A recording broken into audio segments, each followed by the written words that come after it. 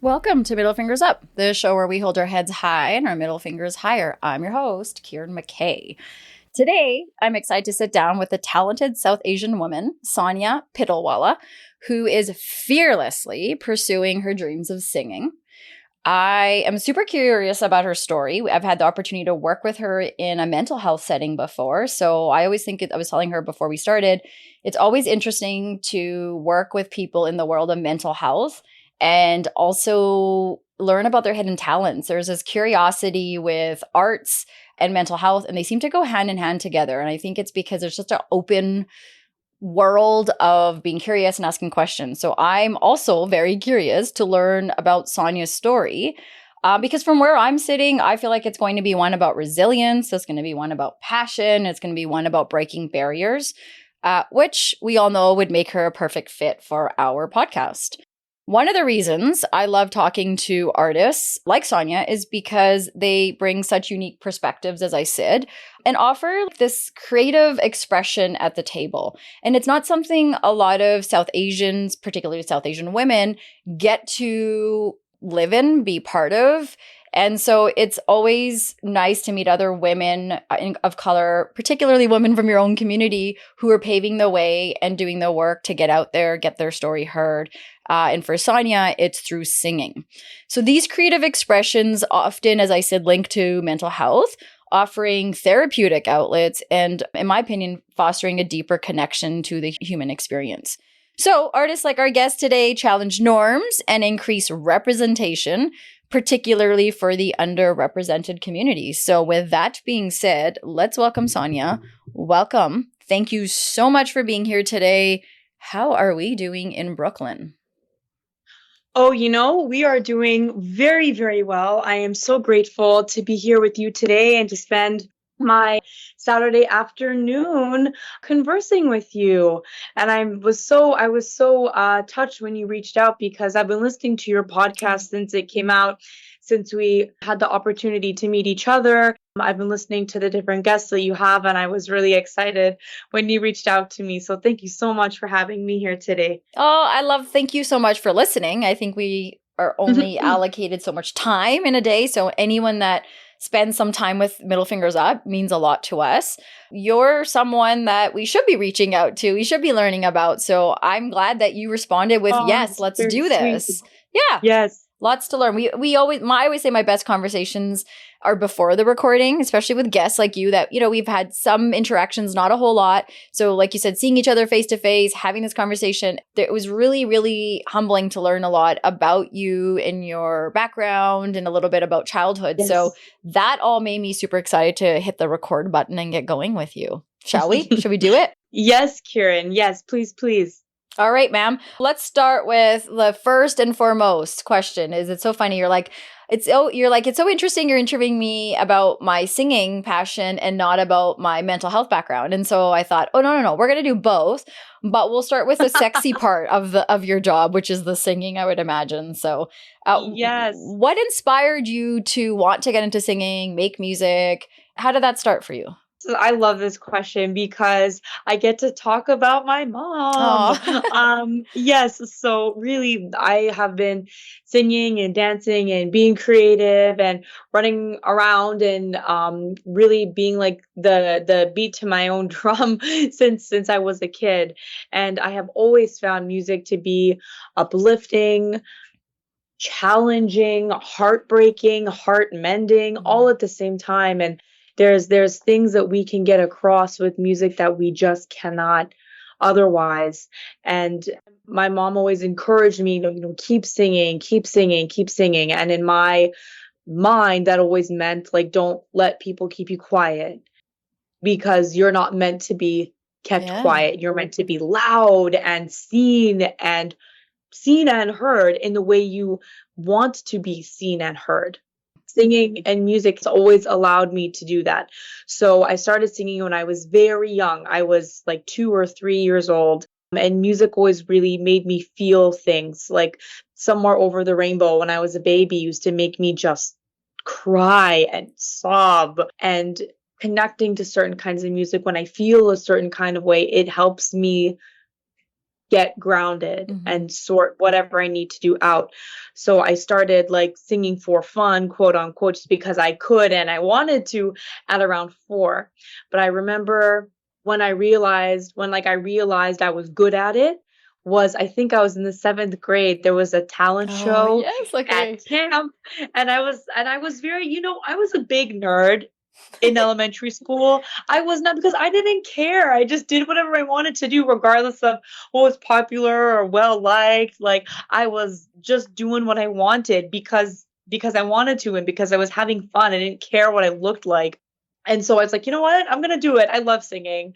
And so I sang and my whole class was like, whoa, you're so good at this. And in my 13-year-old mind, that was how I commanded a room. That was my area to be strong. That was my time to be expressive. Like that was where I was in charge. I owned this space and it allowed me to feel like super empowered. And I loved that feeling of being empowered. And not only that, being able to empower people as well. It allowed me to create that mirror reflection. So that's when I realized I was good at it. And then come high school, it was nonstop. I got into voice lessons. I had some amazing, amazing mentors, and they just allowed me to be good at what I wanted to do.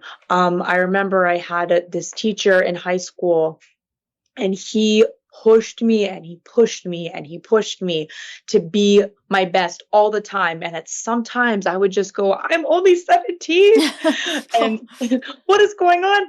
But I'm so grateful that he did that because it allowed me to see like my full capacity for what I'm able to do. And it really allowed me to do what I want to do now. Everything that I do on stage, in studio, writing, it's all a culmination of these like fantastic mentors, from coaches to my mom who started it and was like, sing because you want to sing loud and all the time whenever you want, to private coaches I've had, to teachers I've had in high school, and they know who they are. I'm not gonna name them on the podcast, but really like it has allowed me to create community with my audience and enhance community in my own life. And really like that's what we're all here to do. We're here to be together in an authentic way and support each other and love each other. And music and singing is the way that I do that for myself and to other people. If I'm sharing a thing that I like with you, if I'm showing music I like with you, if I'm inviting you to shows, if I'm allowing you to sit with me in studio while I write, I'm letting you into my heart and my mind. And that is a very sacred space. I take my performances very seriously because this is our time to be together. Yeah. And I say that in my shows. I always say, this is our time to be together. Let's just be together authentically and share this space in which I'm here to help you feel. And you are here to feel. I'm here to give this to you, and you're here to receive it and take it in whichever way you want to take it. So that really like lights my fire and keeps me going when it comes to writing and singing and all that. And Kieran, I won't sugarcoat it with you. Performance and art, being an artist of any kind or a singer of any kind, as you know, with being a podcast producer yourself, it's grueling. It's very, very tiring. Yeah, I bet. I mean, it's like your creative juices are being sucked out of you. And also it's not I would imagine a 9-to-5 world where you're like, I'm going to structure this time and sit and write. Like you're everything that you're seeing, hearing, all your with your 5 senses is part of your creative process, I would imagine. You're always taking notes, I would imagine. You're always like, ooh, that, so, because I know for me, that's how I think. This part of a conversation, I got to tap into this and talk about this. And how do you not get lost in that though? You do, but that's the best part. Yeah. That's the best part. You get so lost and you get in your own brain. And there's been many times where my friends will be like, hello, are you here? I was like, yes, I am. But in my mind, I'm thinking like, oh, that action of that person really hurt me. And I can't wait to write about it Yes, because yeah. that's how I'm going to express it. And I love getting lost in my music and in my art. It's the best part. Is it the most productive part sometimes? No, Yeah. but I think it's okay. Yeah. And I think that's what makes it so tiring is because most of the work is in your heart and in your mind, not even in your physical body. Of course, like you're making music, so you have to breathe a certain way and dance and do all that, but it's a mental game. It Mhm. is a mental game. So the day after a show, I'm exhausted. Don't ask me to do anything Yeah, yeah, because yeah. all of my energy was just pumped out towards the people sitting in front of me because honestly, that's why you're there. So You're there for them. how do you refuel that? Because when you talk, it's mental with your mind and your heart. To me, I hear, okay, that means that you have to fuel your mind and you have to fuel your heart, which means you have to take care of your body and your health and those things. So how do you find your way back after being lost through the process and, really tapped out that heart and mind? How do you, refuel?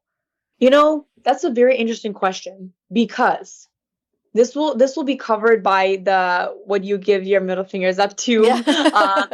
segment of the podcast. But I will say, being the kind of person that I am, and I'm being very honest with myself and honest with you, it is sometimes hard to do that because there are so many things in this life that I want and I want them desperately and I want them now. And sometimes I get impatient with myself. So I will push and I'll push and I'll push and I'll be working like late at a job. And then I'll have to go to a spin class to make sure like this is going to sound horrible, but make sure like my body stays right Hmm. because with a healthy body comes a healthy mind and a healthy performance. And it'll be 5 a.m. I got to get up. I'll drink a Celsius and then off I go. Mm. So the workaholic tendency, because I'm so hungry for what I want, it's very, very difficult. And I really lean on my family and my loved ones to keep me grounded. And my friends here and the family that I do have here has been so great in saying, hey, what are you doing? You're working too hard. Why are you only sleeping 3 hours? Take a Yeah. day and Yeah. take a break. So those external cues are so important, but that is really, even with them, I struggle with that. It is really difficult. And it is something that I am really attempting to work on, but it's hard when you're Hmm. hungry for something so badly and you want that you want that definition of success, whatever you've defined it as. Right, right. And only you can, Yes. I think, readjust those expectations or address it in a certain way. But I think it takes a level of awareness then to recognize, okay, I'm losing myself in a way that's not healthy. I agree in the creative Exactly. process to let go and be free. And when you and I were talking before recording, I was like, this is why I always like talking to artists on a mental health podcast because there's so many similarities. You talk to comedians, you talk to singers, you talk to painters, and everyone in between in the artist world, and creative process in many ways to me aligns with how we help people struggling with mental health find structure, like the letting go, Yes. that finding that childhood innocence again. And a lot of creatives don't lose that innocence. And so there's a spark that I feel like you have to probably continue to maintain so that your light is still shining bright. When it comes to shining bright, I really think that it's interesting because people will tell me like, oh, you have such a vibrant personality and I like you because you are able to shine bright and you're able to just like exude this like positivity and extroversion. And sometimes, not all the time, but sometimes I have moments where I'm like, I'm a very sad girl. Mm.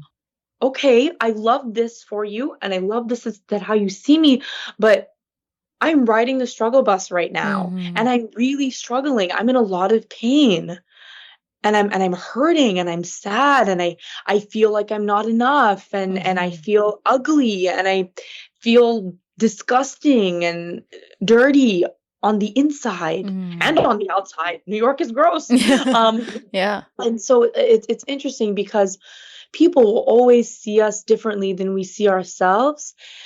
And sometimes as an artist, as a performer, where does that stop? And like the real person begin? And it's always very humbling to remember, like, you have your light, but make sure that that's the sun and not a flashlight battery. Yeah. Yeah. You know, like no, totally. authentic sunlight versus a show that you need to put on for people. And it's because you need to be viewed in a certain way. And one of my originals, one of the lines is, "It's always Barbie, Barbie, let's go party. Never tell me how you feel." Yeah. That's really well said.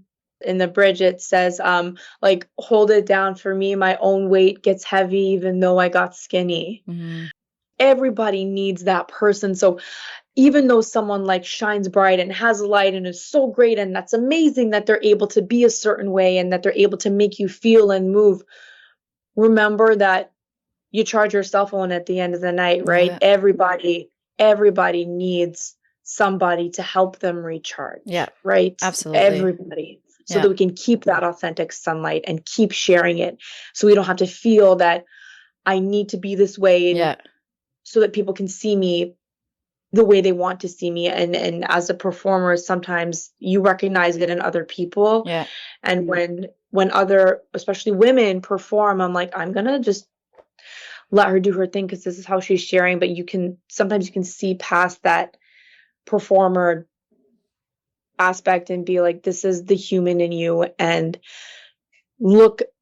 listen to what they're saying, listen to what they're singing about, because if you intently listen, you're going to hear this woman is hurting. Let's talk a little bit of MFU. So why don't we go there for a second? What do you want to put your middle fingers up to? You got one today?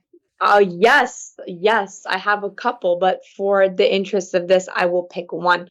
So my middle fingers up is to perfectionism. I am not about it. I have spent a long time attempting to be perfect in whatever way, whether that's my body, my education, my relationship status, my living standards, what have you. And it has been the great exhauster of my life. Like, Kieran, it has really impacted the way that I view myself and sometimes the way I view other people. Can you share how it's impacting you? Oh, absolutely. So it fuels my tendency to overwork my physical body, overwork my academic self, and overwork my artistic self.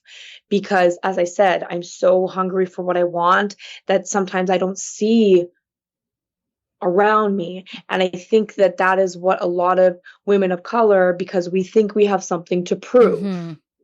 We think we have something to prove because people have told us, you do not belong at this spot. You don't belong here because this stage, this area, this whatever is only for people who look and sound like this.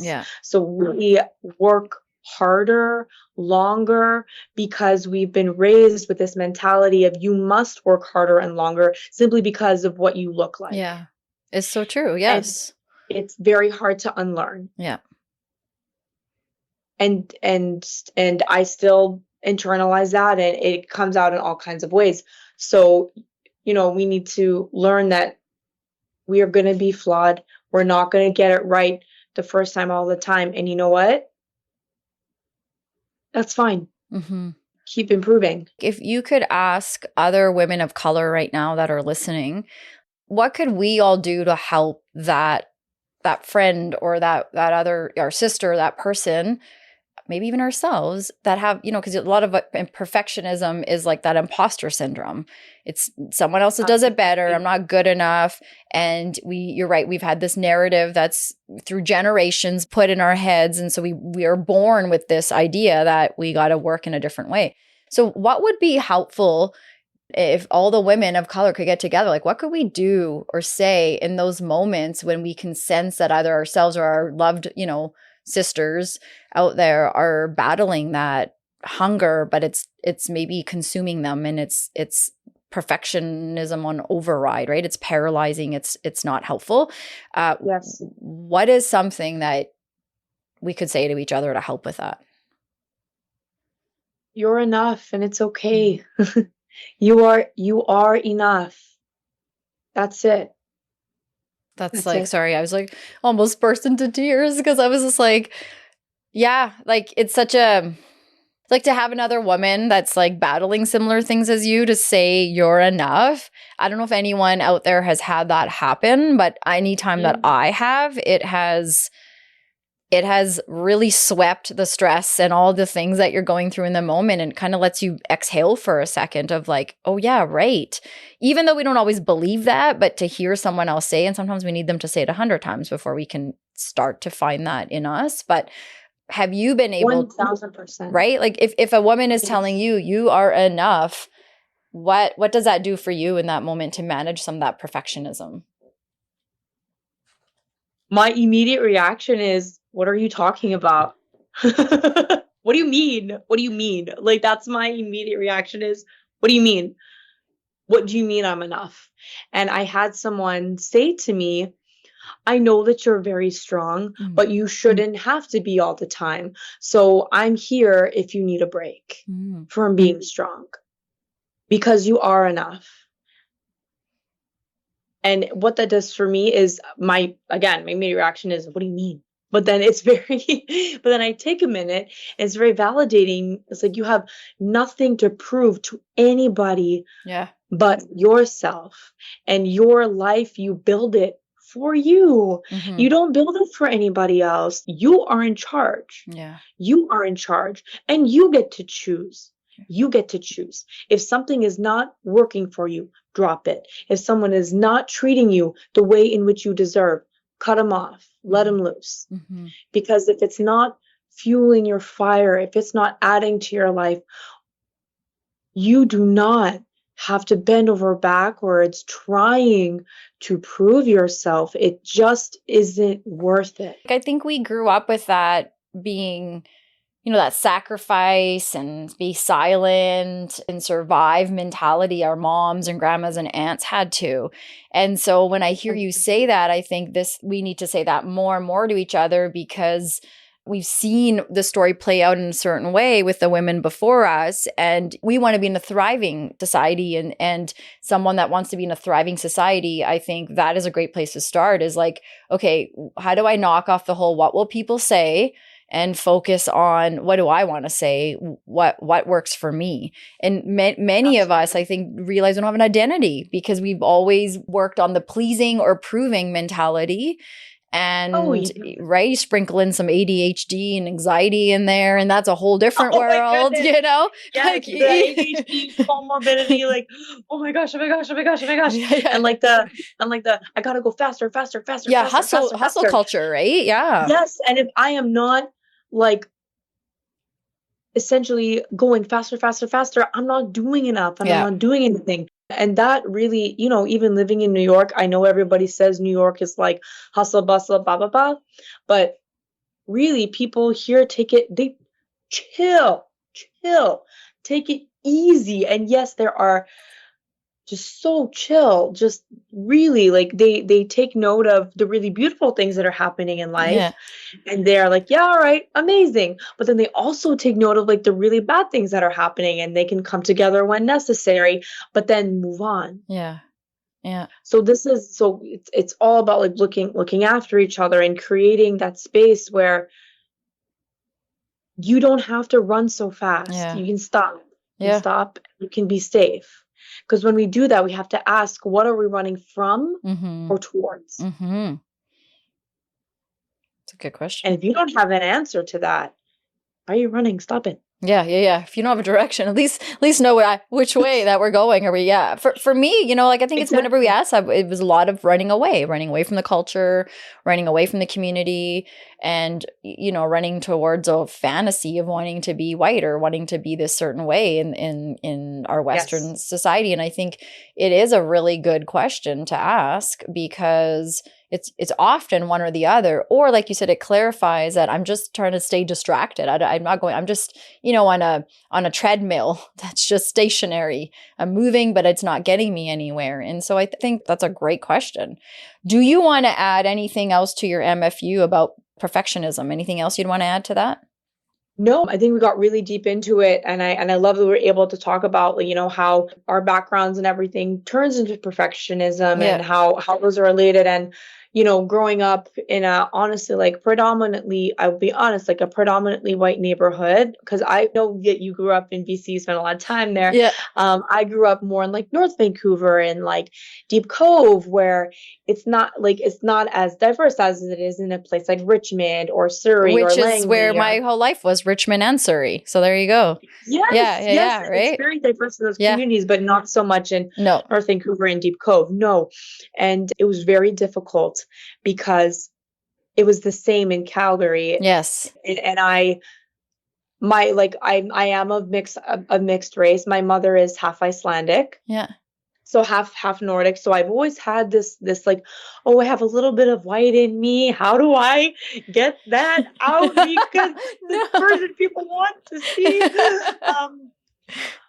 But honestly, moving to New York has been very healing for that, because there is a space for me to be a woman of color, and I do not have to worry about, will people think I'm still pretty if I eat Indian food in front of them? Mm-hmm. Will people still think I'm pretty if I don't have time to wax my upper lip every day? Every day, damn it. It's summertime, and you know the pain. It's summertime, and we have to plan. Like, I just got my waxing done 2 days ago. So I was like, okay, now I'm going to wear all my shorts and tank tops, because in like less than 4 days, I'm going to have to like cover up until my next waxing session. I have to, so it's funny the way we plan around. Okay, I can go get a massage. I can go swimming. I can do these things when I am de-haired. There's an artist that when I'm de-haired, right? She's South Asian, and she does a lot of art about women and with hair all over them, and I just love it so much, because I know. I'll send you her name, because to be honest, I found her on Pinterest, and sometimes Pinterest sucks at citing the source. And so you have to like sift through, and you never want to take someone's work. So often I won't repost things. So I'm like, I can't figure out whose work this is. But I will send you this beautiful picture. It's so cool how she's sitting on the ground in her underwear with a towel on her head with her hair everywhere, just doing her thing. And I'm like, this is the conversation I have with my boys, to be honest, about if you can be hairy, so can I. Like, it's a two-way street, buddy. I think that's so interesting, because like the things that I was really self-conscious about as like a brown woman. Yeah. People here do not care. It is part of it. So I was talking about how my hair gets a certain way, and like how like my body hair, this and that. And like the women around me were like, yeah, I have that problem too. I was like, no, you don't. That is so amazing, because like, while my friends in Calgary are some of the most beautiful people I've ever had the pleasure of interacting with, sometimes it's hard because you don't understand. What do you mean? No, don't brush my hair. Get away from me with that brush, because it's not going to work. No, I can't borrow makeup from you. The complexions don't match, so I have to bring my own. So these are the kinds of things that like New York has allowed me not to be self-conscious about. I was extremely self-conscious about when did I move? Less than a year ago. Yeah. And I mean, I've had some incredible role models in my life, women of color, yourself included. A woman I used to work for, she was always very like, yeah, so what? You have a body, deal with it. Like, it's okay. Mm-hmm. It's fine. Mm-hmm. I'm letting it go. I don't care. Mm-hmm. Neither should you. Yeah. And it was very empowering. So, having to like let go of that motive of control, be like, how white can I be today? Where is my flat iron? When I was in high school, we didn't have straightening irons or access to them.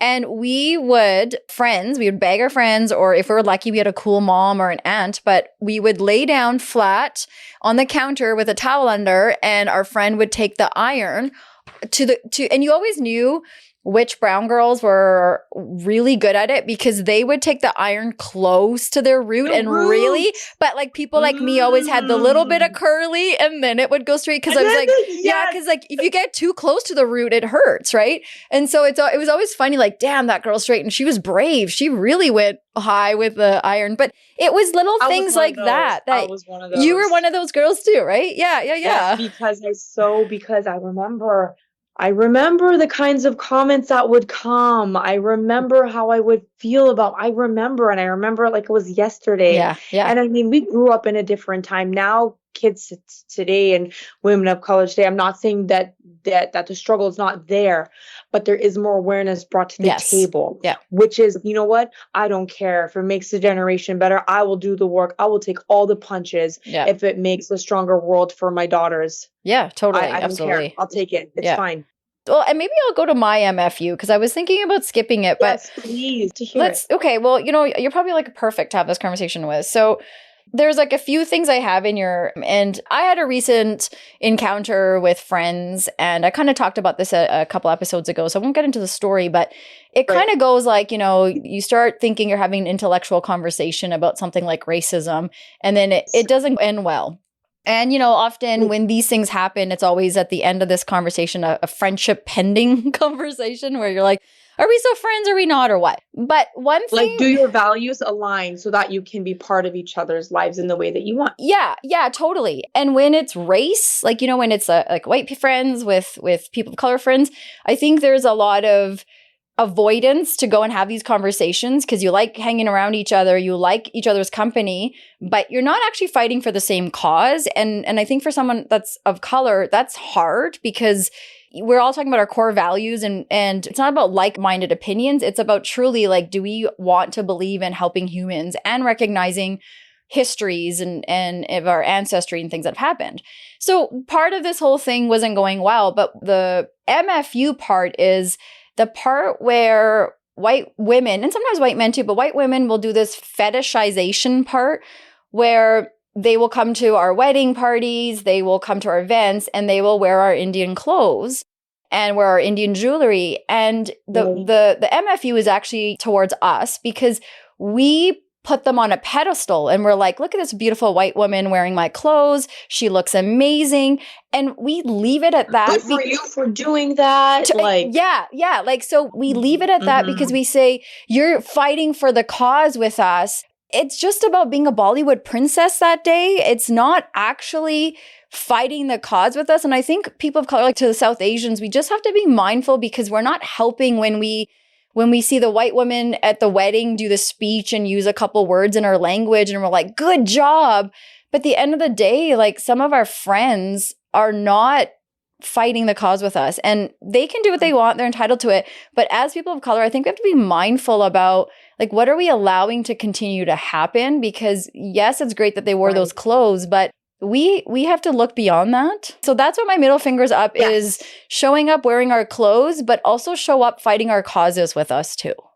Yes. And I think that this is something like, honestly, like, oh my gosh, you hit it on the head right there. I think that that's such a valid point because this is the thing, like what does, and this is the question academics have been asking for years.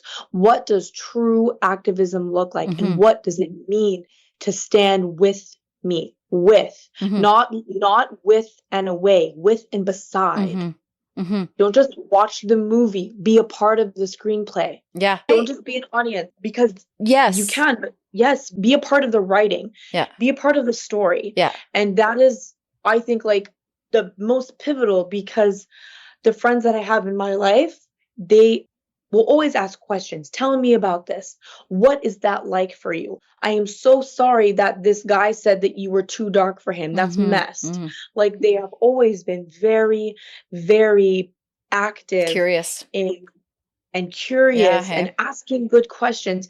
But I wanna highlight some of my friends in New York. They ask questions in a way that makes me feel like you're asking to understand and to show that you care about me as your friend. And the friends that I picked in Calgary also do that. It makes the world of a difference, particularly if you are this brown girl trying to survive in a white man's world.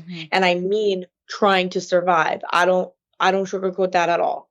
Yeah. I think your point is a lot of what we're saying here is there are supports that we have with our white friends. And, I have a couple that are growing and learning with me. And like, mind you, like, I just want to point out, because I know I have white friends that listen to this too, this is my journey. This is my story, right? And so when defense mechanisms go up, like, I think that's a great time to ask ourselves, like, why am I getting so worked up about Kieran's journey and Kieran's story? Why am I so upset at the part of the story where Kieran mentions white people? You know, because a friend that I was at dinner at, she did say, like, I'm so sick and tired of you talking about white people.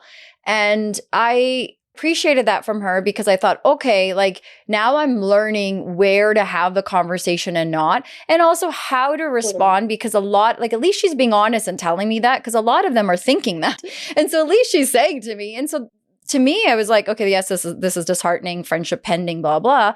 But also that's good to hear, because it validates what I've been feeling for a while. It validates that you do feel that way, because I see by your lack of response, or, you know, things like love is love, and those kinds of things are not helpful to say to people when we're talking about the struggles between, you know, interracial couples and all that stuff. So I just think, like, sometimes I don't say these things because I care more about offending people, but I'm starting to push that a little bit, because if we don't speak up, it goes back to your question of what is activism? Like, we're going to continue to allow the same stuff to happen, I guess, right? And hopefully with kindness and grace, we can address this, but sometimes it will end up with, are these the right friends for me? Am I the right friend for these folks? And you know, for me, that's okay, because I want to be around people that fight the cause with me. And, you know, I'm just going to point one more thing, but you made an interesting thing about, like, allies and fighting with us. And I see a racialized therapist, and I will keep saying this: if you're of color, seeing a therapist from your community is so helpful. I have never felt so validated and been able to do the work that I have been in such short time, like I have with a therapist from our community. And she pointed out, I was breaking down the whole story of what happened at that dinner. And, you know, she's like, sometimes people think allyship is making you the tea, saying, tell me about your story, what happened, wiping your tears. But we need in the moment an accomplice, someone that's going to jump in the fight with us, someone that's going to say, all right, roll up the sleeves, take your earrings off. Let's do this together now. And you know, I think that really opened the door for me. Like, how can I surround myself around people that are willing in the moment to be my accomplice? Because I'd like to be their accomplice too, should they find themselves in trouble, right? And be in a crappy situation where you're being treated in the way you are. And so I just think that was a really eye-opening way of, like, how do we become more of people jumping in versus, you know, just, and some people are going to be, their role is to be the ally and good and be that cleaning, you know, my tears and stuff like that. But in the moment, if you're catching a person of color in a situation, you as a white person have a responsibility in how you're going to respond. But I'll leave my part at that, because I could keep talking about them. We got to also talk about you. I think you bring up a really good point. Like, I think you bring up a really good point. We have, as a community, no matter what race, a responsibility to each other. Yeah. We have a responsibility to each other. And there are certain identities, like my hair is a big identity for me. It took me a long time to love my curly hair. It's very long. She is thick and frizzy. It doesn't look like, and it's never going to look straight and slick and whatever. And I remember I'd been living here for like a month, and I had just moved in, and it was Labor Day weekend. And Labor Day weekend on Eastern Parkway, it pops up. There's like parades and all these different things happening, and nutcrackers being sold in the street, and food carts and all these things. And my first, like, female friend from work, Molly, she was like, oh, come to Eastern Parkway with me. It's like, okay, cool.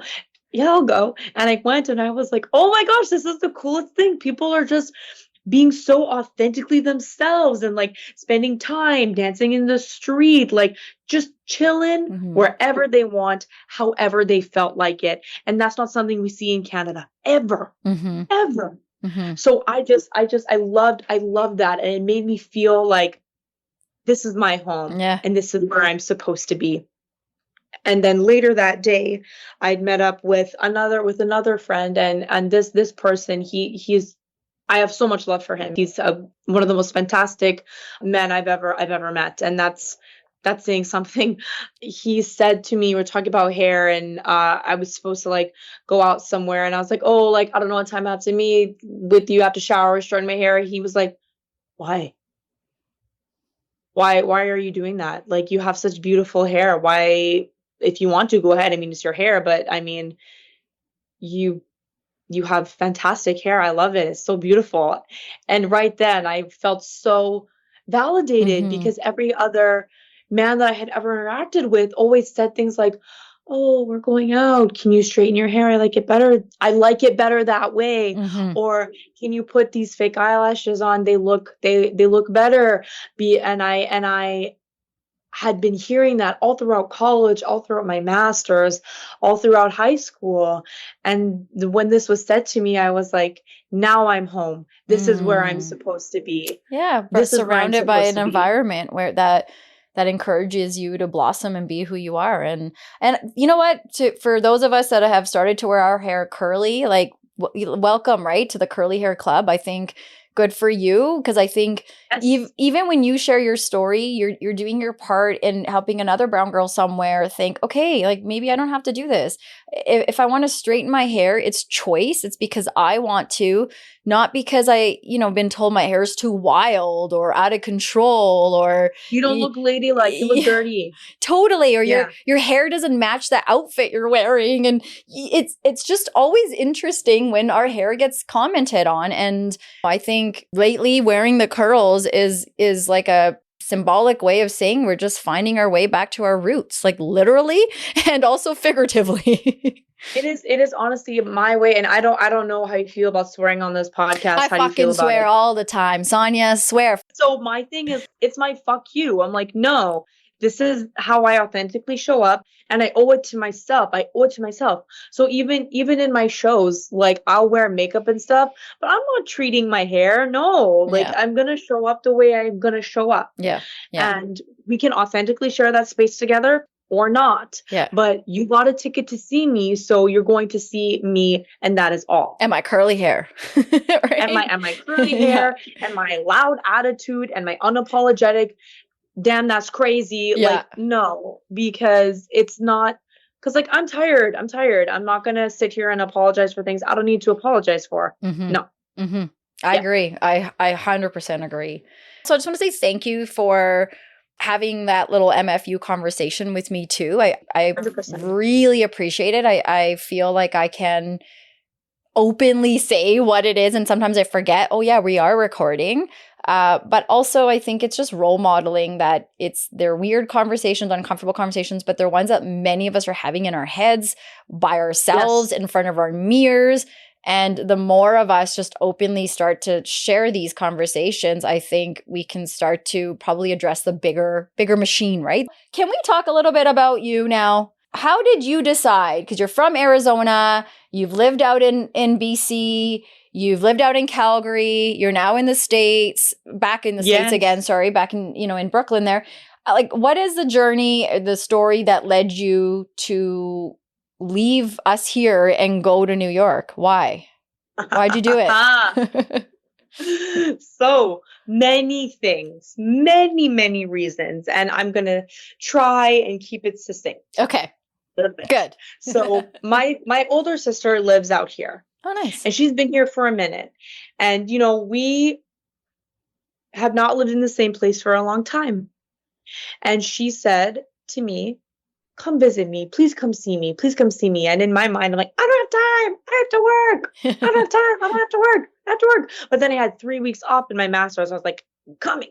And so I went to see her, and I saw what my life could be. I saw what my life could be and how I could feel about myself. In Calgary, I always felt a little bit not at home. Mhm. I don't belong here. I don't know where I fit in. I don't really know what to say. I don't feel like I'm doing my best. I'm not the best version of myself because I have to dim it down. And here, I didn't have to do that. And there's a different way of relating to people here. You relate to people in whatever way that may be. Whether it's like holding the door and saying like, all right, I'll keep it pushing, moving on, whatever it is. You relate to each other.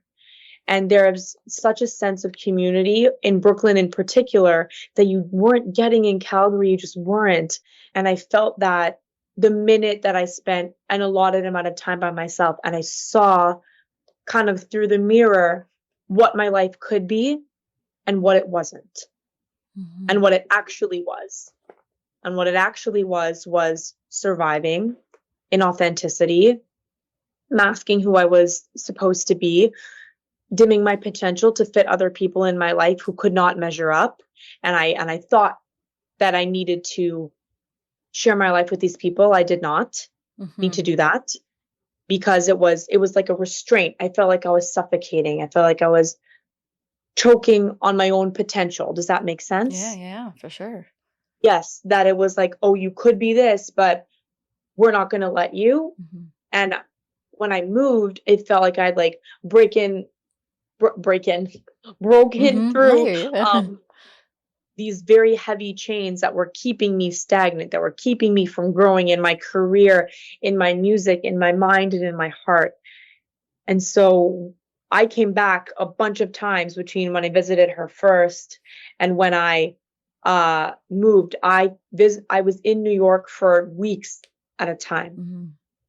And every time I would go back, I was like, no, I don't want to go back to this old routine. And I realized the more I was here, the sadder I was in Calgary.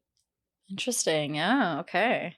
Certain patterns began to unfold in my life that I'm just like, what am I doing? Like, this is not who I was meant to be. This is not what I can be. And I can be more than this. And I don't mean better.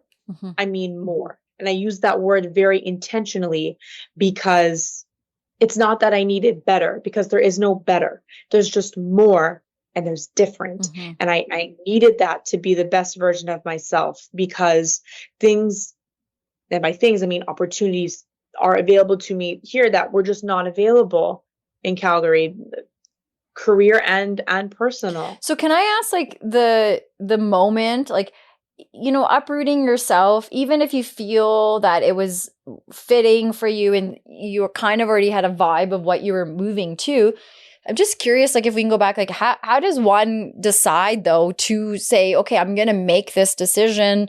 Because you hear this for a lot of people. And, you know, even with the economy in Canada, people that live in certain provinces are really feeling locked in and that they need to leave because they can't afford to live. But it's still hard to make that decision and quit your job, uproot your family, whatever it may be, to think that, you know, take this risk, there's a better opportunity somewhere. So I just think even for people like that really, really need to go, but don't even know how to do that. How do you decide that in the moment when you're living in a place that is saying, well, there's no opportunities for you, you kind of suck, or however you're internalizing it?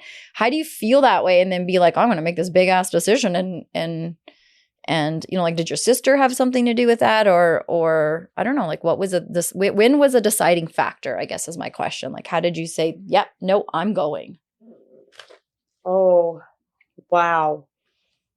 I love that question, because in that moment when you're talking and asking me the question, this little rewind wheel of what this time in last year in Calgary was looking like.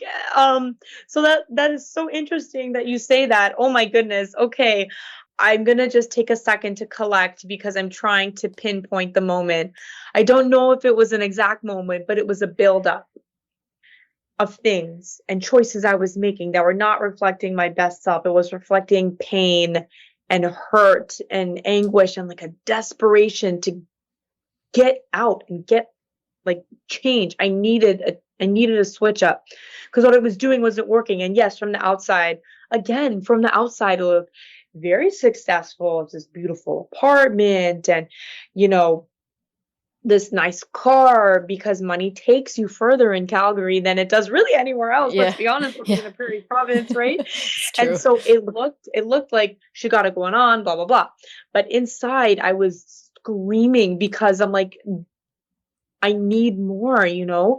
And there were certain things that were happening and they were all kind of adding up, and it culminated in this moment where something had happened and I was looking at my life like I was looking at it, and just being like, what are you doing? what are you doing? That is what it felt like. And I knew in my mind and in my heart of hearts that I am not only worth more, but I'm capable of more. Mm-hmm. And oh my gosh, when I tell you I was scared, like my best friend had to literally push me through security and be like, go, Yeah. like you have to go now. Yeah. It was very hard to leave, and man, was I scared. Oh my gosh. But you know what? The best things come from when you are scared, scared AF, but you do it anyway. Mm-hmm. And I think I would be kidding myself if I said I did this by myself. I didn't. I didn't at all. I had a vast network of people who are supporting me, who are willing to help me get settled, who are saying, come here, we're going to help you. You will not be by yourself. And you know what? It's very hard for me to trust people when they say I'm going to be there for you because of certain things that have happened in my past. But every time, consistently, they show up, Mm-hmm. and they show up again, and then they show up again. Mm-hmm. And that to me just is a huge message about where you're supposed to be. It's where are people showing up for you and how are they showing up for you? So I just this big culmination of events happened, and I looked at my life and I said, this is not what I want for me.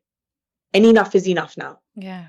Wow. Can I Yeah. just say though, like I think a big part of, like, I just want to highlight what you're saying is sometimes we worry so much about this outcome that we know nothing about. And like what I hear a lot is like yes, you made the decision to go, but you had your connections and your support around you that felt like maybe they were helping you go, helping you move, whether it's your friend pushing you through security, helping you be there, you have your sister there. And I think sometimes when we have to make big life decisions, we think we just have to do it all by ourselves. And while you might have to do the actions, pack your bags and stuff, but people are there to carry those bags. People are there to, drive those bags where they need to go. And I think we forget that along the way, and we stop ourselves from making big decisions or important decisions that could impact our life for the better. Because, suffering is sometimes better because that's all you've known. And maybe it'll be worse, Yes. right? Maybe I'll suffer harder. Maybe I'll get to New York and I'll belong even less. Like you didn't know that, so I think that's like, No clue. yeah, right. So that's interesting. So you get here and you're in mental health, you work in mental health, you are also pursuing your singing career. So how do those two come together for you now when which one is the priority right now for you? You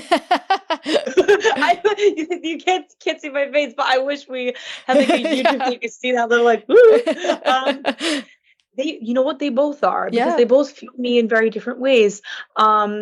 With mental health, I am working with a company that works with families and their kids who have been involved in the criminal justice system. Now, that's a whole other vibe and that's a whole other mood with singing, but they are interconnected in a very specific way where I am bringing my heart and my mind to you.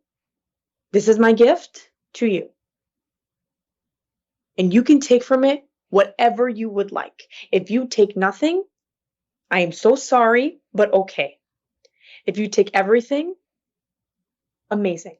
Now, as far as priority goes, anybody in my life will tell you, if you ask my friends here, they'll say, yeah, Sonya's doing the most right now.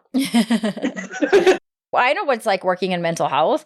I can only imagine what trying to pursue a singing career would entail. I don't know, but I would imagine it's a lot. So to balance both, right, goes back to what you were saying with your heart and your mind needing to I would imagine to be fueled. But that's probably what you were saying 20 minutes ago or however long ago that was, right? Just in the importance of taking care of, your machine, your body, because you're working in mental health, but you're also pursuing this career. So it's a lot of energy taking. So how do you again, like, how do you balance both of those things, or are you figuring out how to balance those things? I am really, really figuring it out, because there are times when I'll be in my Bronx studio till 3 a.m.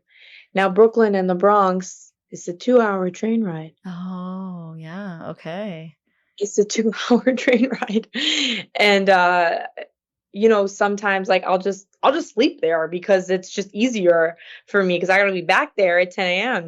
Right. So still really figuring out how to balance it because I have two loves and they both demand a lot. And I mean, singing, performing, any kind of artistry where your face, unfortunately, I will say this with great pause, unfortunately, your face and your body, they are also part of the job.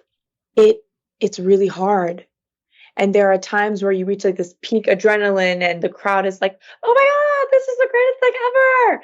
And you're like in that with them. But then later it's this giant crash and you cry and you sleep for a long time and all these things. And like after and before my show this past Thursday,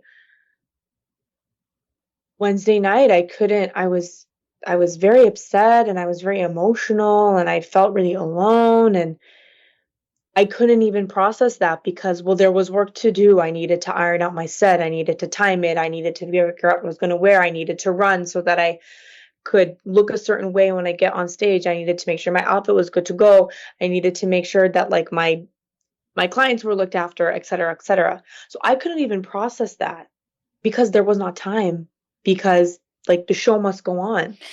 So I'm going to ask you something that people probably want to ask you, which is like, why are you doing that? Are you finding joy in that? Is Oh, like, yes. right? It's the Because, most okay, because a beautiful, lot of it's the people most would probably beautiful think, pain. why are you putting yourself through that? So, so let's hear about that. Why keep going through all of that? It's the most beautiful pain. It is the most gorgeous pain.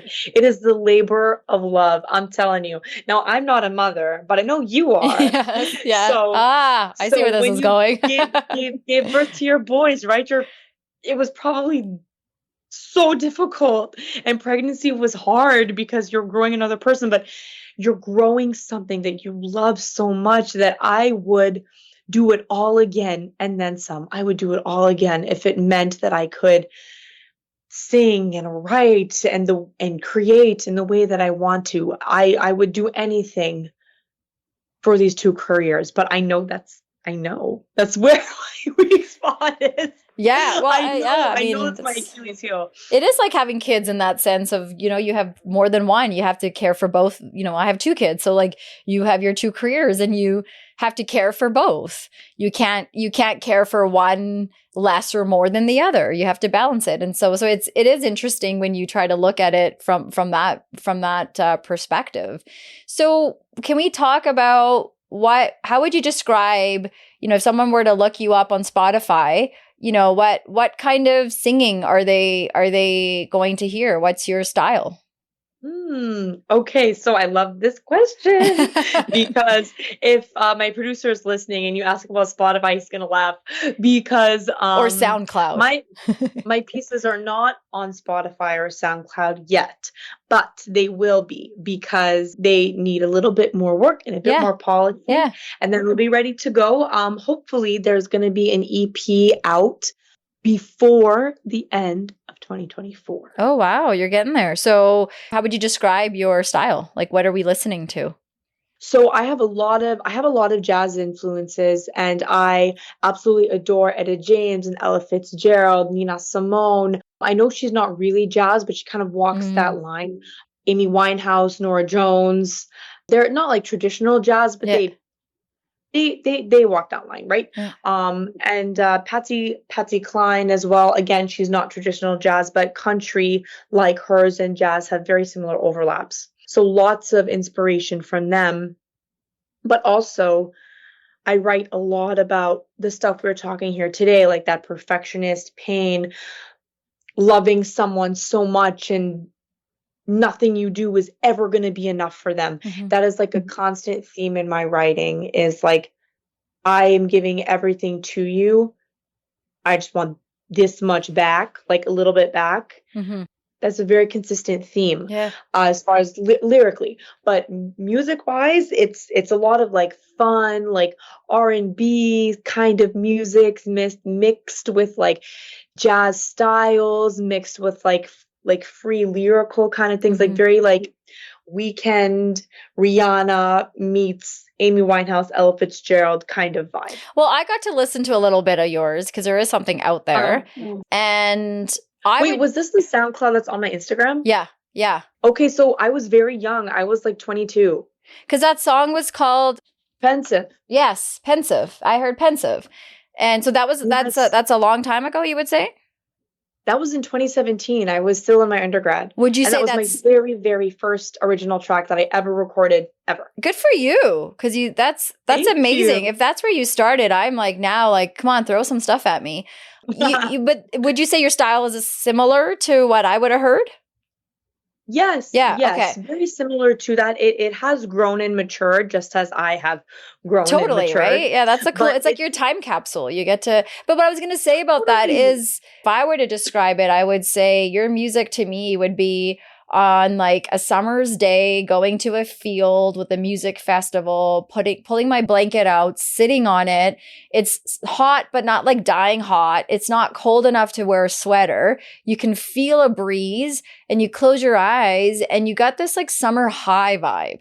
That's how I would describe your music. When I was like, this is very different. And maybe I'm just not familiar with many South Asians that would sing in that genre, but there are not very many people from our community that would pick this genre to be part of. So that's like, you must be a unique brown person out there. Like, are there others out there that are doing this music? Because it's pretty unique to what you're doing.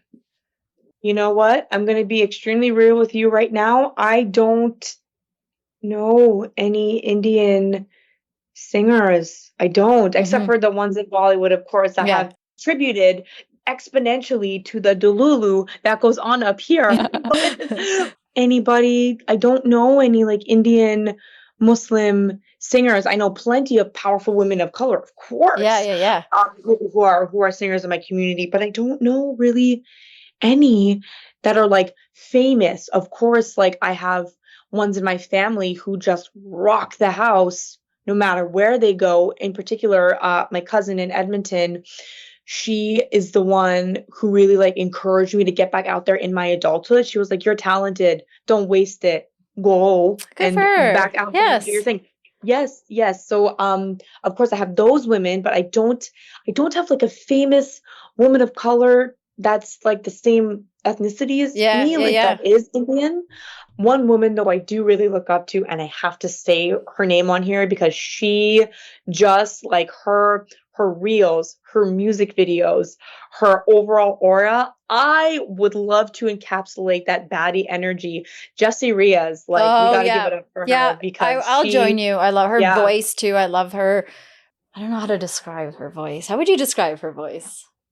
I realize that this is a podcast, so you can't see me, but it's just, you want to feel with her. It's empowering. It is good. That is a good one. Is that who you'd want to collab with? Like if I were to ask you, who would you, if you had the chance to collab with anyone, who would you want that to be, or who would your first be? Her. Oh yeah. Hey, there you go. Jessie Reyes for sure. Meaning like her, Jessie Reyes. I know there's another artist called her and she's also fantastic, but Jessie Reyes for sure, because there aren't any like South Asian women in particular that are famous that I look up to. Lots of women of color that I look up to, and she being one of them, because she encapsulates this. I'm going to be my authentic self, and I'm going to be strong, and I'm going to show up, and I am in charge of what happens to me, who happens to me. Yeah. And I love that. There was definitely a point here in New York where around March, April, that I felt that nothing I ever do for anybody is going to be enough. And I just have to hang on to whatever breadcrumbs of love are being thrown my way, because that's the best I was going to get. And then someone said something to me or something happened and I was like, oh, heck no. Like, So I made the necessary changes, and I feel like that little girl who would sing at the top of the stairs and not care, the kind of little girl who would dance in her gymnastics class instead of doing what she's supposed to do. The kid who would sing in class when she was supposed to be doing her math, like this little unapologetically on accidentally defiant girl who just wants to sing her little heart out because she can. Yeah. And she can, and she should. That's it. Right? Yes. So then we're kind of talking about representation a little bit. So let's talk a little more about that. So like, Absolutely. What has your experience as a South Asian woman in the arts world? And, you could talk about both and in mental health, because there's, in the world of arts, that, like you just said, there's not women that you even know that are South Asian singing in the way that you are. So you're kind of paving the way. And I think again, that's a good reminder for a lot of us, right? Like, one woman's success definitely, is a gain for all of us, because we're all winning at the end of the day. And so you have that. But even in mental health, like, I don't know how the gaps are in the States in the way that I do know how they are for immigrants and people of color here in the mental health world in Canada. So can you speak to both, or one or the other that stands out? Like, how is representation viewed from your standpoint? What about it is important? Representation not only goes with what you look like, but also your experience, right? And it can be really difficult to find a therapist that sees and hears you in the way you want to be seen and heard, regardless of race or what have you. Mm-hmm. But with this in particular, I think it really depends on where you are.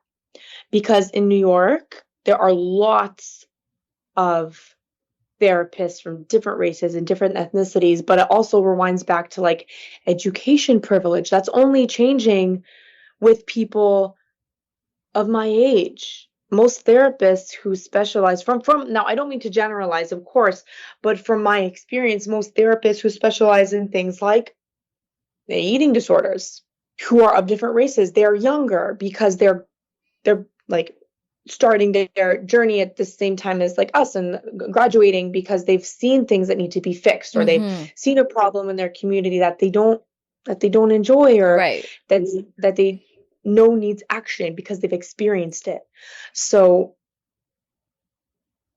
while more representation is happening every year that I'm in this field. That's really good here. But I know it's the trauma response. Yeah. Yeah. That's the trauma response, is to become the active agent of change. And it's a good thing, but it's kind of a tragic thing, because yes, you're working to change a system that has let you down. But the reason why you're working to change a system that's let you down is because it has let you down. What a tragedy. What a tragedy that now you have to be responsible for cleaning up a mess that you didn't create. Mm-hmm. When you say that, I think it really comes down to often asking those curious questions of like, when there is not representation at the table, like, how come? How come there aren't, more Chinese therapists? How come there aren't more South Asian therapists? Where the gap is? And also, when we are seeing it, how did we get here? Like, what's the way that, what is the route we took to get here? And, what more do we have to do? Because sometimes we think, oh yeah, great. This singer, like in the Punjabi community, we have Diljit Dosanjh, who is making headlines everywhere. He was just on Jimmy Fallon. He sold out a massive football stadium in Vancouver. He's everywhere. And people internationally are getting to know. He's doing collabs with people like Ed Sheeran and all that. And so you think, oh, great, okay. And sometimes what happens, I feel, with representation is you see one person from your community or a couple, and people think that's enough. We have you, there's 2, 3, 4, 5 of you, that's good.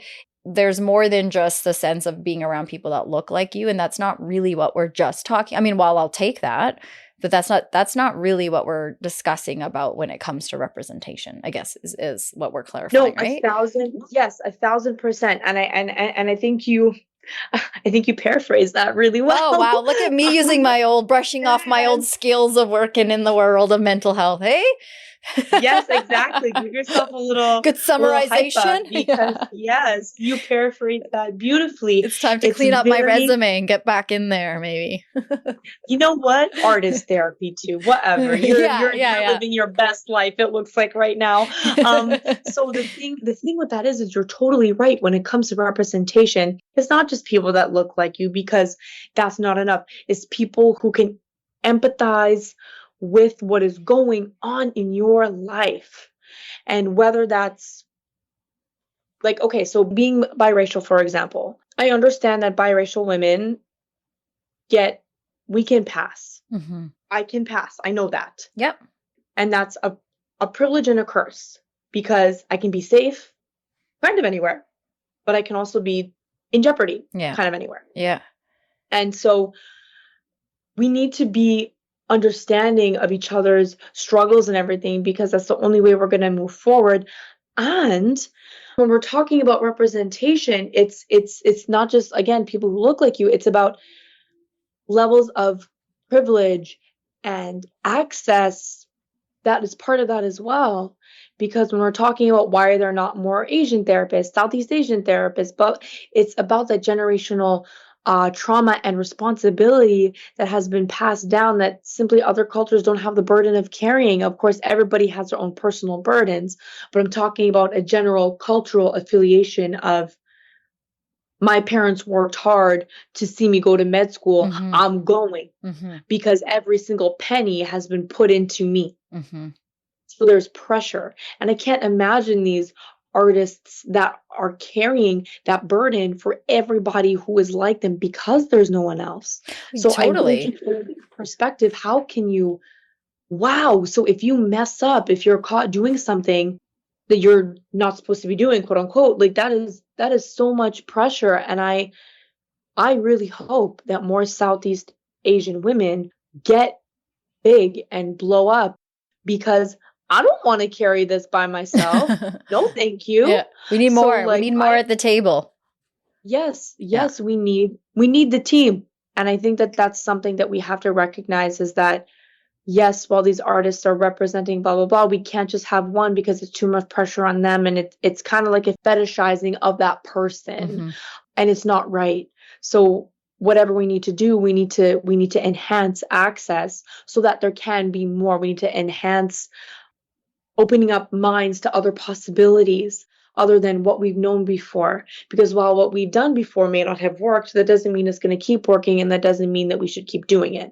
We always have to reassess. And we have social media now, like where that can either help us along with what you're saying, or maybe get in the way. And how do you see social media fitting in what we're talking about with representation?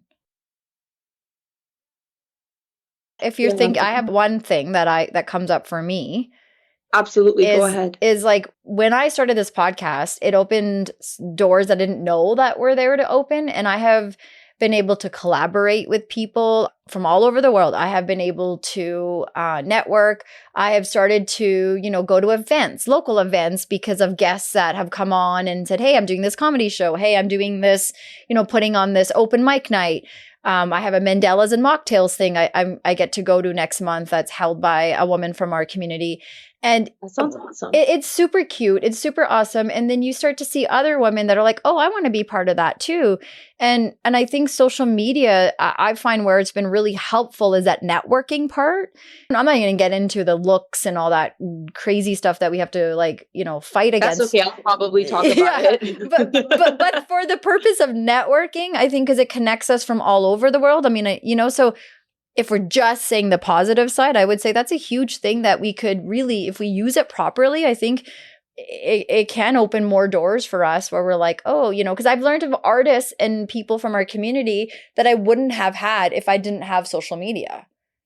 Do you know what I'm saying? Like there's those amazing singers that are all over the world from our community that I'm like, oh, I would not have known about this guy that's from the UK or this woman from Australia or whatnot if I didn't have social media. So to me, that's like one way that it can play a part. But I don't know for you, maybe you have a different, maybe you have the devil's advocate side or the other side to that. I don't know, like what comes up for you. I have a very complicated relationship with social media because it has constantly told me, like, you need to be thinner. Yes. You need to be, you need to enhance the clean girl aesthetic more. You need to work harder. What are you doing? Why are you out on a Friday? Why aren't you in bed when you have to be at the gym in 5 hours, et cetera, right? Right. So in that way, I hate it. Yeah. I hate it. It's not helpful to anybody. Hate it so much. But when it comes to the networking part, I think it's very, very important. And I mean, my art has allowed me to access more people than my day job, to be honest with you. My art has allowed me like yourself, like you just said, it has allowed me to access different kinds of people, get their opinions, talk to them, get their stories, get their expertise, get their knowledge, get their opinions. Right. Because though I don't know them, because of where they come from and because of the kind of people that they are, I'm going to listen to what you say and I'm going to hold your opinion in a space of value. So social media in that way, fantastic. And it's been really helpful for even my own marketing and my own singing and anything. And if someone wants to, my account's private, unfortunately, because of what I do for a living. So if you want to see drop anything, drop your plug. I was going to ask you at the end, but we're kind of getting there anyway. So where can people find you? So you can find me on my Instagram. Feel free to pass me a follow. I'm so sorry my account is private. So if you want access to music stuff, you have to follow me and request it. But it is at SonyaPittalwala. We'll post it when we post your episode too, if so people can hear. Do you have any, we're kind of like moving away right now, but that's okay. Like, do you have any shows coming up or anything that you're looking forward to or projects you're working on? I just had a feature at a spot called Brooklyn Music Kitchen on Thursday. Oh, amazing. Okay, how did that go? Oh my gosh, so blessed. I was so blessed. It went phenomenally. Not only if I can just like toot my own horn a little bit. Yes, please do. Everything went off without a hitch. The songs were amazing. I loved my outfit. Not only that, but that space provides such a safe space for artists to create, to collaborate, to meet. It also creates like a really good like audience. Everyone who comes to watch is always like rooting for you to succeed and is having such a really great time with you. They're not just like paying to watch you and have their drink. No, they're with you in it. Like they're there with you, experiencing it with you. So my features there, I always just have the most amazing time and the most cathartic experiences. And this venue in particular has taken such a risk with me. They were the first people to feature me, first people to ask me, hey, can you come and sing? We love when you came for open mics. Do you want a featured spot here? We pay you. I always feel like I'm singing in a safe space, but in a space that will help me grow. Right. Really, it's just like the biggest blessing of my life. Who runs this? The place that runs out of it is called The Inspired Word. Yes. Okay. So that is how I found you, and it led me to your clip, to be honest. So like it was linked to that. It's an awesome spot. It's like, it like allows me to be as creative as I need to be. It's a great safe space. Like performing spaces in New York, girl, let me tell you, there's nothing like them.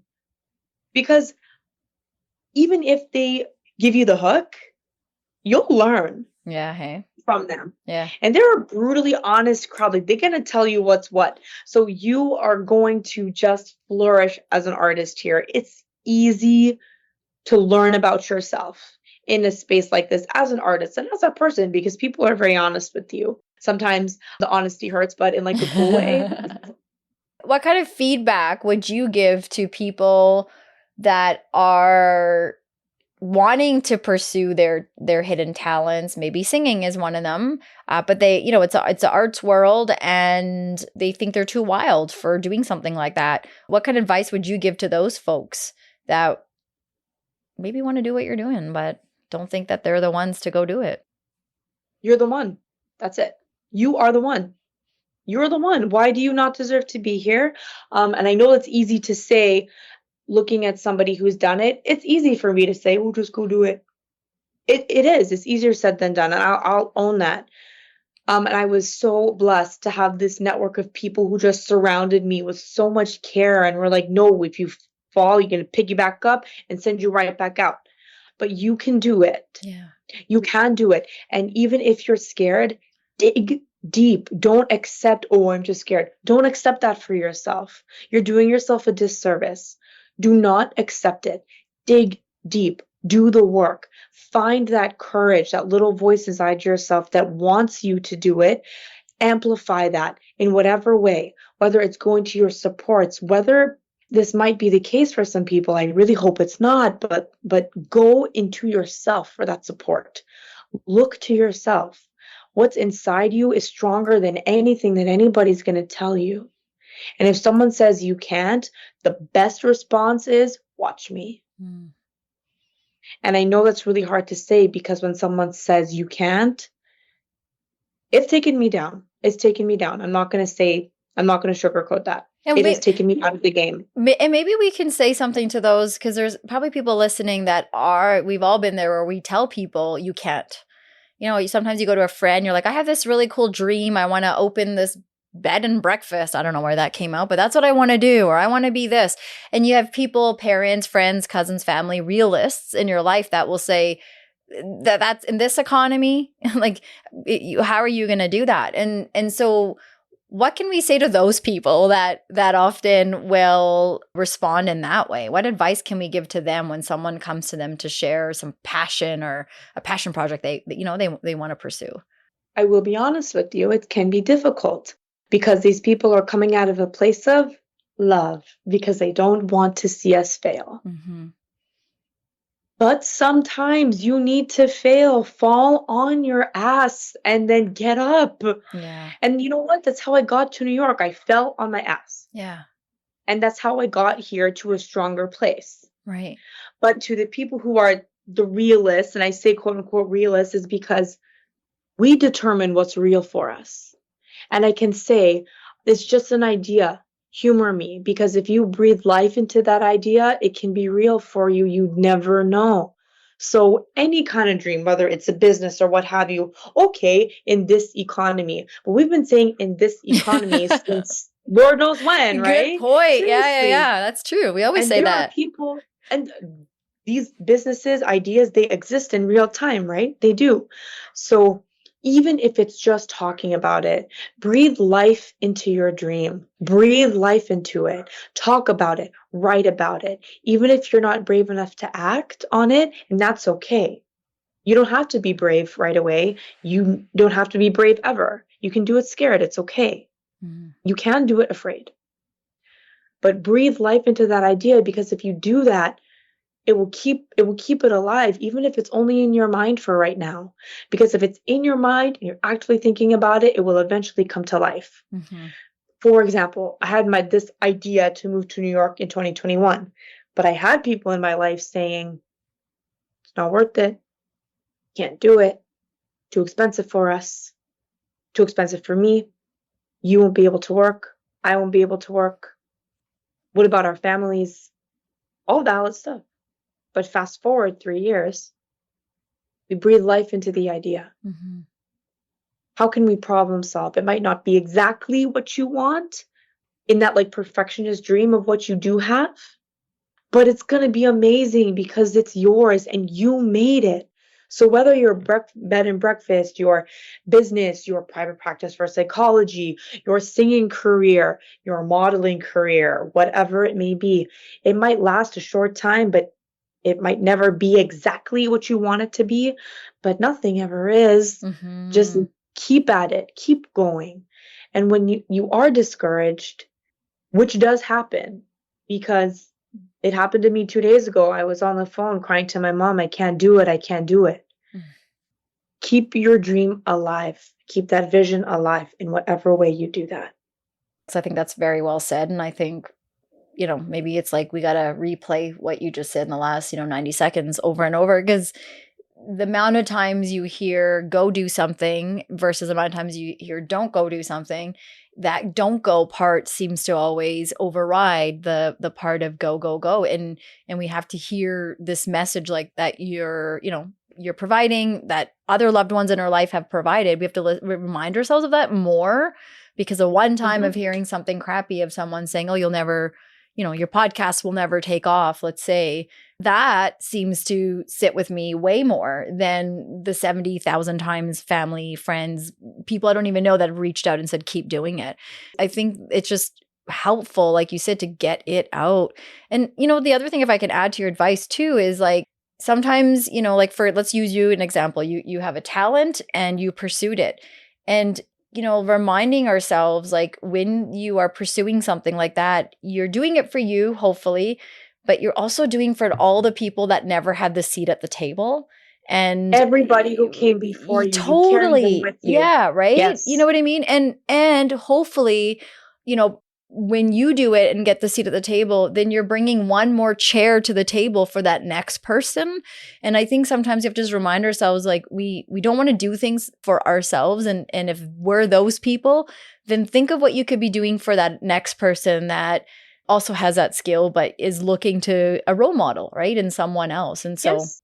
And when you do something for yourself, like chase what you want in life, whatever that may be, it doesn't necessarily, it could be something as simple as you want to be a stay-at-home mom, but you're worried about what people are going to say about you. especially in this day and age.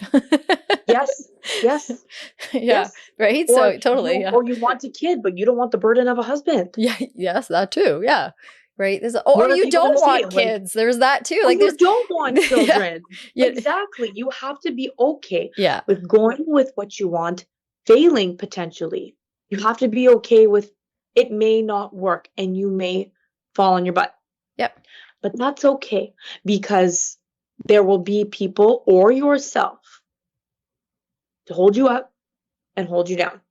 And this is why I say in that line of my song, hold it down for me. My own weight gets heavy, even though I got skinny. Like, because no matter what you see, no matter what appears on the outside, it never is what it seems. And everybody needs that assist. Yeah. Everybody needs a pull-up assist.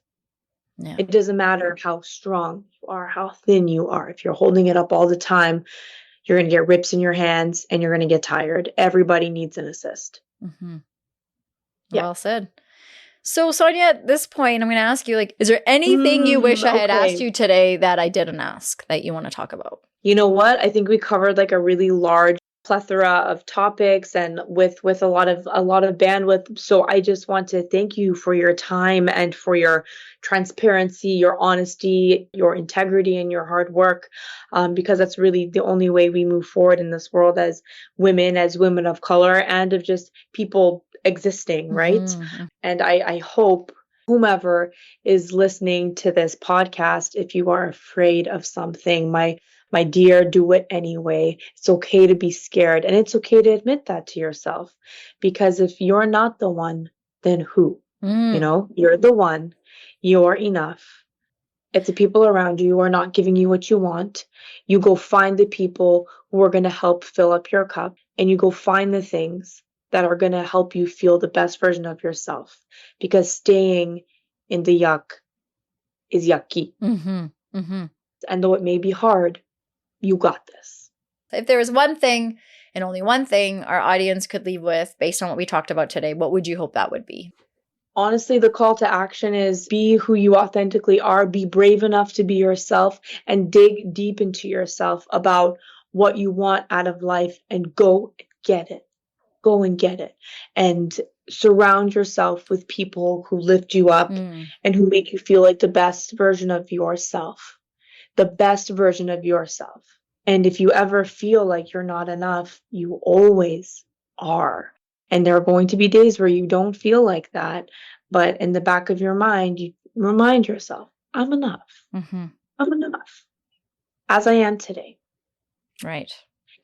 Yes. And know that there is a whole community, but you can't see them all the time. There is a whole community of Southeastern, Asian, Indian women who got you and are cheering you on silently or loudly, but we're here and we're here for you. We're here for you. That's it. Oh, that's one of my favorite things I've heard yet. I love that, fills my heart. I love hearing that.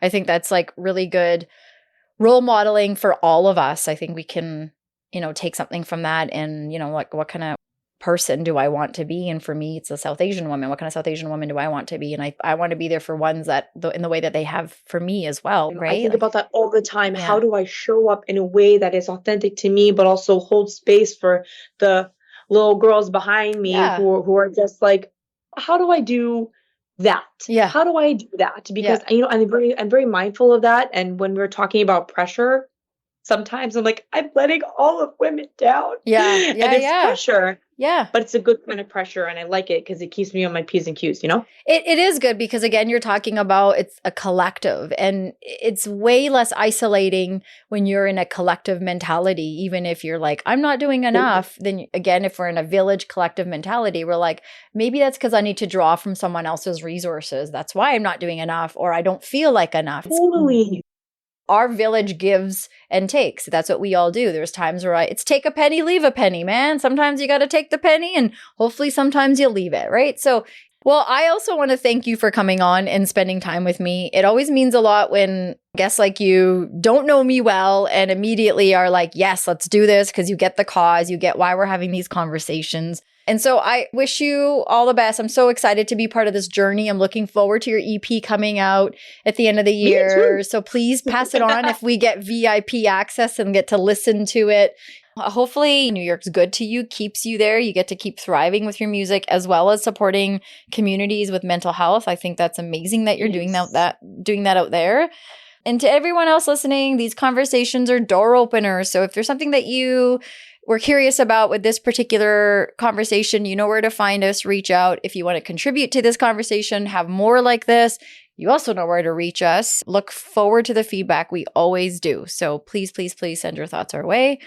Sonya, you're going to have to come back when let me be the first person that you come back with when your EP comes out, okay? Oh, easy ask. An easy ask. Good. I will text you or DM you and let you know, Yes. because it's been one of the coolest things I've been blessed enough to create. And I love being able to work on my music in the way that I get to. But I also want to acknowledge I couldn't do it without the team behind me, whether that's hunting down a salad for me by like Pelham Park, people who know that area are like, you're not going to be able to eat that out there. But the way that, you know, the community's been created for me, and the constant support, the constant love, the constant encouragement, the quiet check-ins, the loud check-ins, I appreciate it all. So I could not, and I would not be where I am without them.